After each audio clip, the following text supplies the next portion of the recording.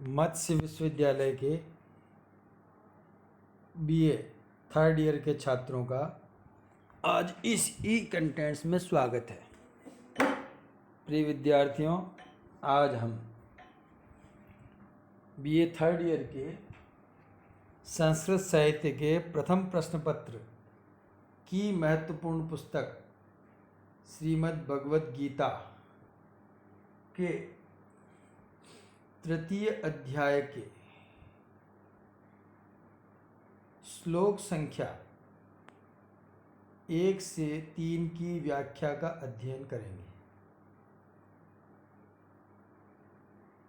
इस तृतीय अध्याय का नाम है कर्म योग। गीता में 3 ही योग प्रसिद्ध है, ज्ञान योग, कर्म योग और भक्ति योग।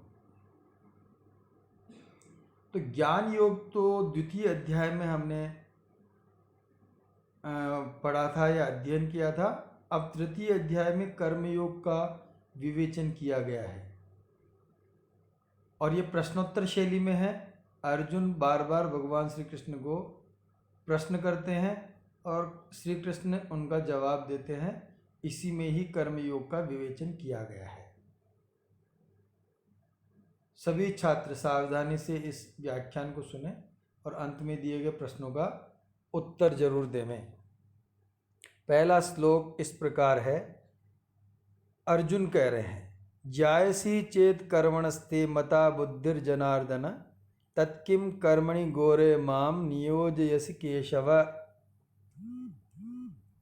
एक बार पुनः, जायसी चेत कर्मणस्ते मता बुद्धिर्जनार्दन तत्किम कर्मणि गोरे माम नियोजयसि केशव।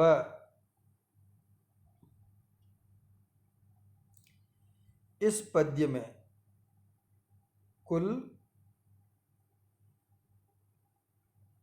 14 पद हैं जिनको संधि विच्छेद के द्वारा ज्ञात किया जा सकता है। और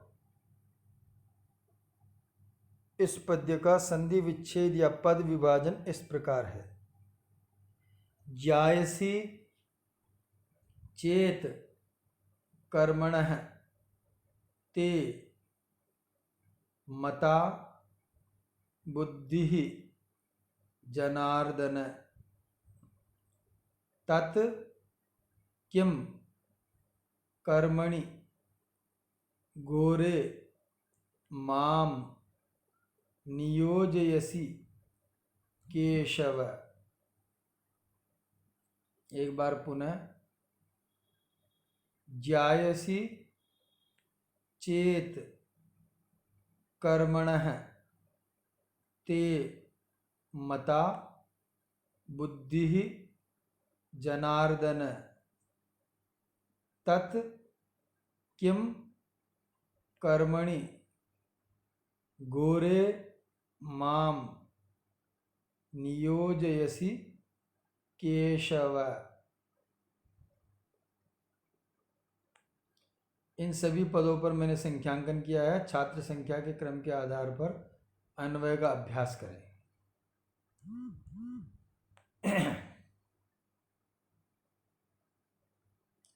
इस पद्य का अन्वय इस प्रकार है। जनार्दन चेत ते कर्मणः बुद्धिः जायसी मता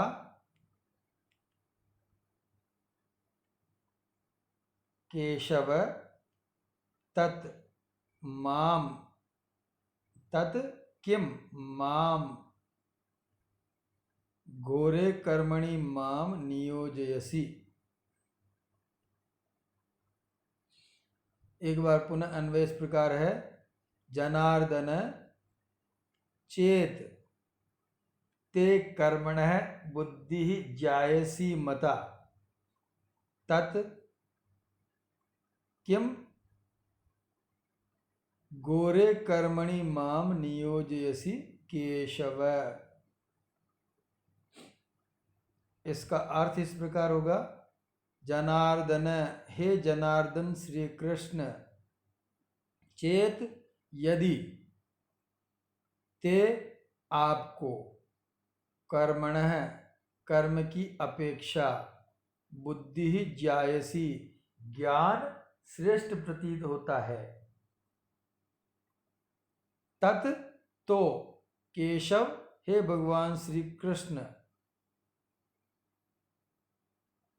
किम घोरे कर्मणि क्यों भयंकर घोर कर्म में माम यानी मुझे नियोजयसी जोड़ रहे हो।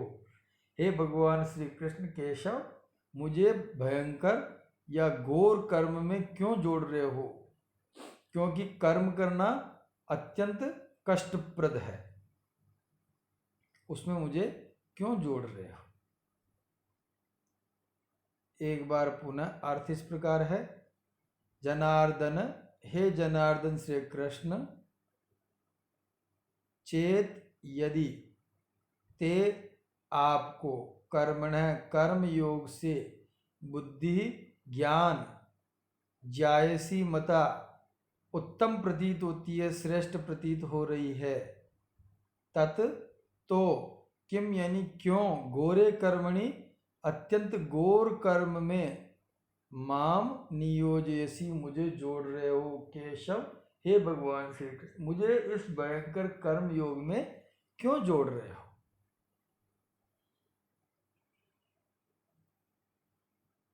इसकी व्याख्या इस प्रकार होगी, जनार्दन व केशव भगवान श्री कृष्ण के ही नाम है। सभी जन जिनसे अपने मनोरथ की याचना करते रहते हैं वे जनार्दन कहलाते हैं, तथा केशव पद में 4 पद है, क ई अ क ई ए। क का अर्थ ब्रह्मा, ई का अर्थ है विष्णु तथा ए का है ई का अर्थ शिव है और ए का अर्थ है विष्णु।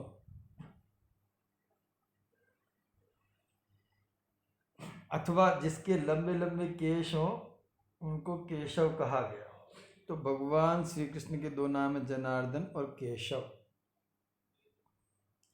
इस पद्य में अर्जुन भगवान श्री कृष्ण को कह रहे हैं कि यदि कर्म योग से ज्ञान योग श्रेष्ठ है तो मुझे इस दारुण युद्ध में स्वजनों को मारने रूपी कर्म योग में क्यों नियोजित कर रहे हो, आप इसके लिए मुझे क्यों प्रेरित कर रहे हैं।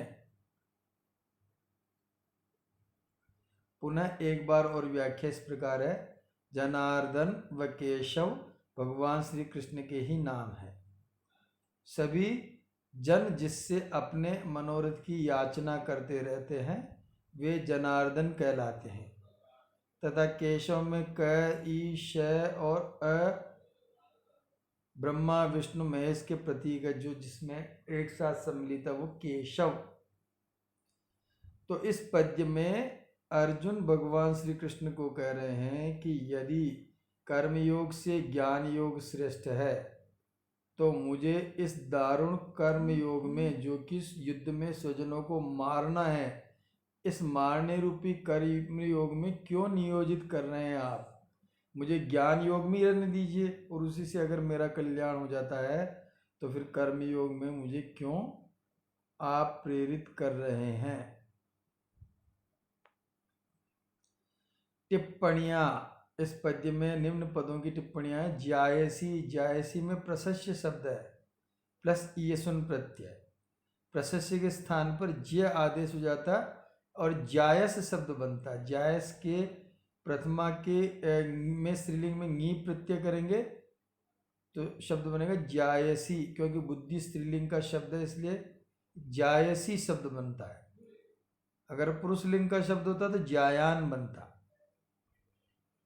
कर्मणः, कर्मण शब्द है षष्ठी विभक्ति एक वचन। मता में मन धातु कृतय प्रत्यय टा प्रत्यय। जनार्दन है सर्वे जने रर्धते इति जनार्दन है। नियोजयसी, नी उपसर्ग युज धातु निच प्रत्यय लट लकार मध्यम पुरुष एक वचन। केशव, केश प्लस व, यानी केश जिनके लंबे लंबे उनको कहते हैं केशव। केशाद वो अन्य तरस्याम, इस सूत्र से व प्रत्यय होता है तो शब्द बनता है केशव, प्लस संबोधन के एक वचन में बनेगा केशव।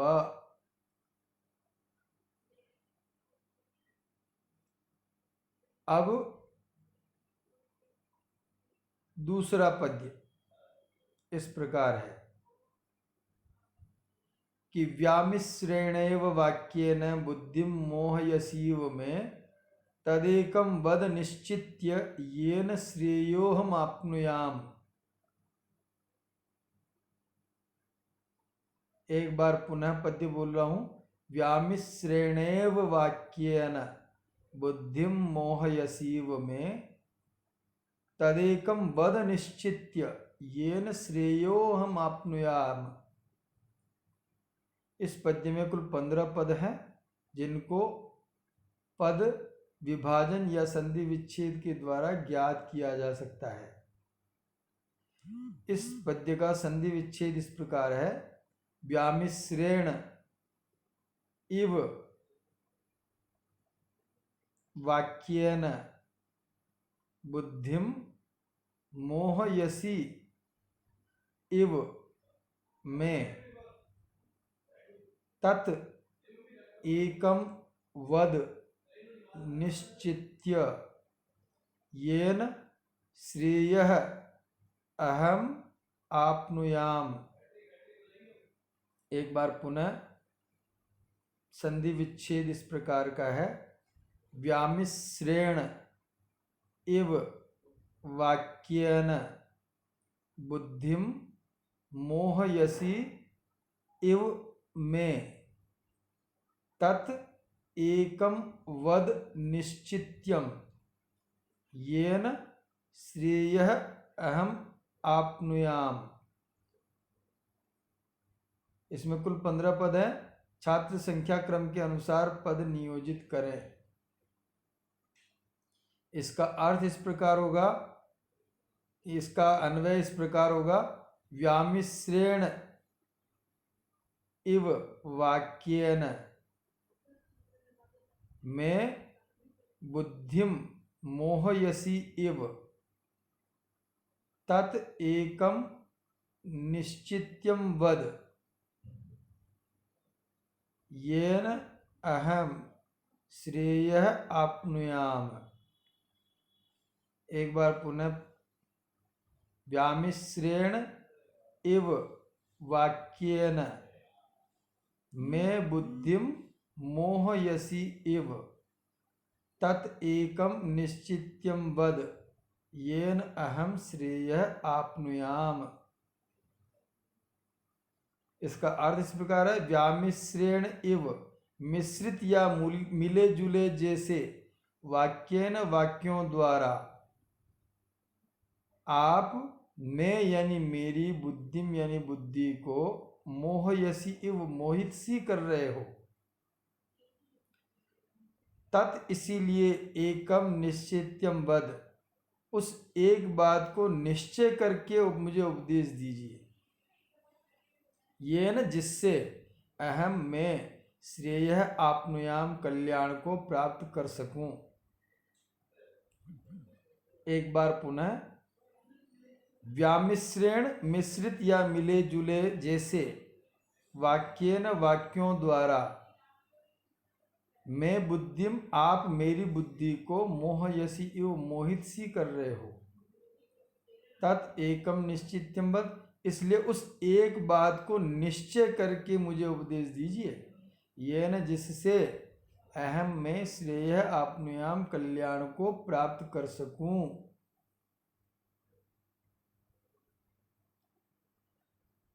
इसकी व्याख्या इस प्रकार होगी। अर्जुन भगवान श्री कृष्ण को कह रहे हैं कि मेरी अल्पज्ञता के कारण मुझे आपके वचन कुछ मिश्रित एवं अस्पष्ट लग रहे हैं, यानी मुझे कुछ स्पष्ट ज्ञान नहीं हो पा रहा है। क्योंकि ज्ञान योग कर्म योग आपस में मिले जुले से लग रहे हैं, मुझे एक निश्चित सी बात नहीं इसमें स्पष्ट प्रतीत हो रही है, क्योंकि यह मेरी अल्पज्ञता है।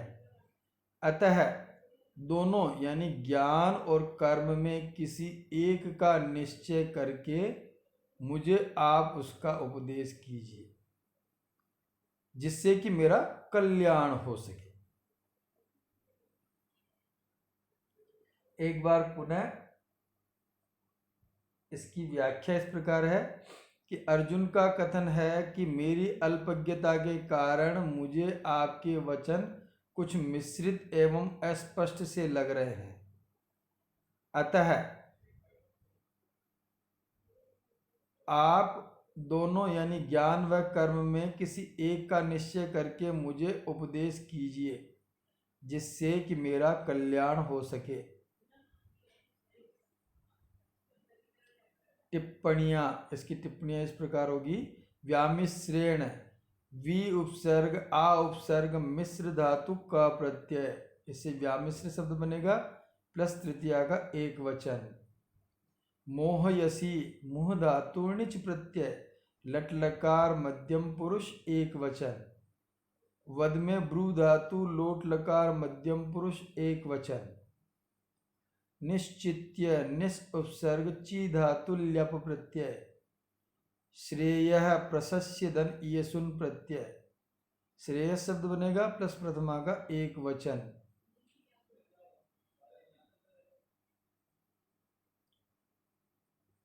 अब तीसरा श्लोक, भगवान उवाच, भगवान श्री कृष्ण कर रहे हैं, लोकेस्मिन् द्विविधा निष्ठा पुरा प्रोक्ता मया नग ज्ञान योगेन सांख्यानाम कर्म योगेन योगिनाम। एक बार पुनः, लोकेस्मिन् द्विविधा निष्ठा पुरा प्रोक्ता मया नग ज्ञान योगेन सांख्यानाम कर्म योगेन योगिनाम। इस पद्य में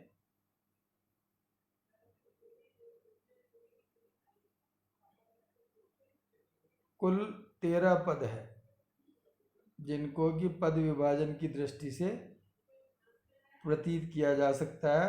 पद विभाजन इस प्रकार है, लोके अस्मिन् द्विविधा निष्ठा पुरा प्रोक्ता मया अनग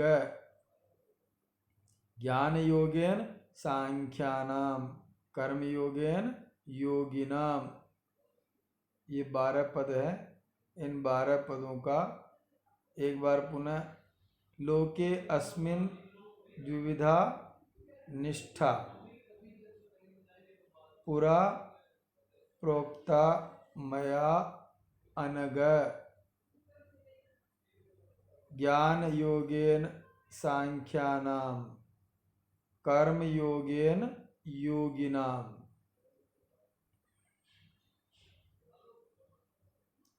इसका अन्वय इस प्रकार होगा, अनग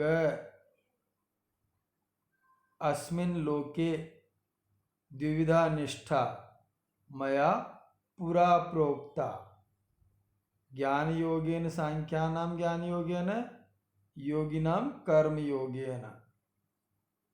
एक बार पुनः अन्वय इस प्रकार है, अनग अस्मिन् लोके द्विविधा निष्ठा मया पुरा प्रोक्ता सांख्यानाम ज्ञान योगेन योगिनाम कर्म योगेन।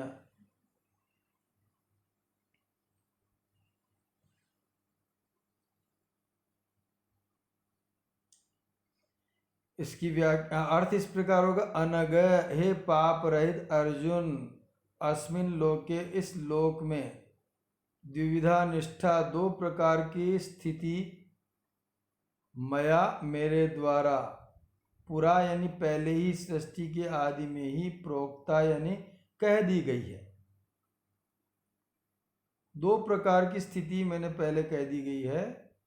कैसी? सांख्यानाम ज्ञान योगेन, उनमें एक सांख्यों की अर्थात निवृत्ति मार्गियों की ज्ञान योग द्वारा, और योगिनाम योगियों की कर्म योगेन प्रवृत्ति मार्गियों की कर्मयोग के द्वारा ही सिद्धि होती है। एक बार पुनः अर्थ इस प्रकार है कि भगवान श्री कृष्ण कह रहे हैं कि हे अनग पाप रहित अर्जुन, अस्मिन लोके, इस संसार में, लोक में, द्विविधा निष्ठा, दो प्रकार की स्थिति मया, मेरे द्वारा पूरा प्रोक्ता, पहले ही कह दी गई है कि सांख्यानाम ज्ञान योगेन, उनमें एक सांख्यों की अर्थात निवृत्ति मार्गियों की ज्ञान योग द्वारा, योगी नाम कर्म योगेन, और दूसरी योगियों की अर्थात प्रवृत्ति मार्गियों की कर्म योग के द्वारा ही स्थिति कह दी गई है।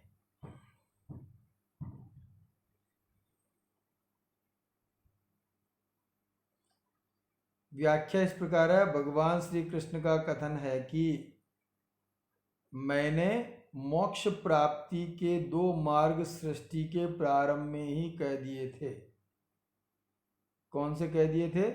पहला तो है निवृत्ति मार्ग अथवा सांख्य के अनुयायियों के लिए ज्ञान योग, दूसरा प्रवृत्ति अथवा योगियों के लिए कर्म योग। ये दोनों योग परस्पर विरोधी नहीं है, अपितु पूरक है। प्रधानता के कारण यह भेद किया गया है। एक बार पुनः भगवान श्री कृष्ण का कथन है कि मैंने मोक्ष प्राप्ति के दो मार्ग सृष्टि के प्रारंभ में ही कह दिए थे। निवृत्ति मार्ग अथवा सांख्य के अनुयायियों के लिए ज्ञान योग तथा प्रवृत्ति मार्ग अथवा योगियों के लिए कर्म योग।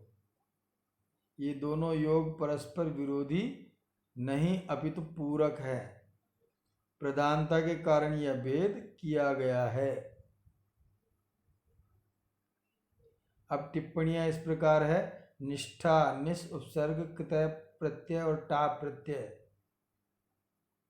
प्रोक्ता प्रय उपसर्ग वच धातु कृतय प्रत्यय टा प्रत्यय, अनग न अग युक्त यस बहुब्रीहि समास, ज्ञान योगेन ज्ञानस्य योग, ज्ञान योग प्लस तृतीय एक वचन, कर्म योगेन कर्मणः योग, कर्म योग प्लस तृतीय का एक वचन, योगी नाम में योग प्लस षष्ठी बहुवचन। अब छात्रों के लिए गृह कार्य। पहला प्रश्न, अर्जुन के अनुसार कर्मयोग से श्रेष्ठ क्या है? नंबर 2, अर्जुन की बुद्धि किस कारण मोहित हो रही थी? नंबर 3, लोकेस्मिन द्विविधा निष्ठा में दो निष्ठा क्या है? चौथा प्रश्न, निम्न पदों की व्याकरण लिखिए। ज्यायसी, मोहयसी, श्रेयः, निष्ठा, ज्ञान योग, कर्म योग।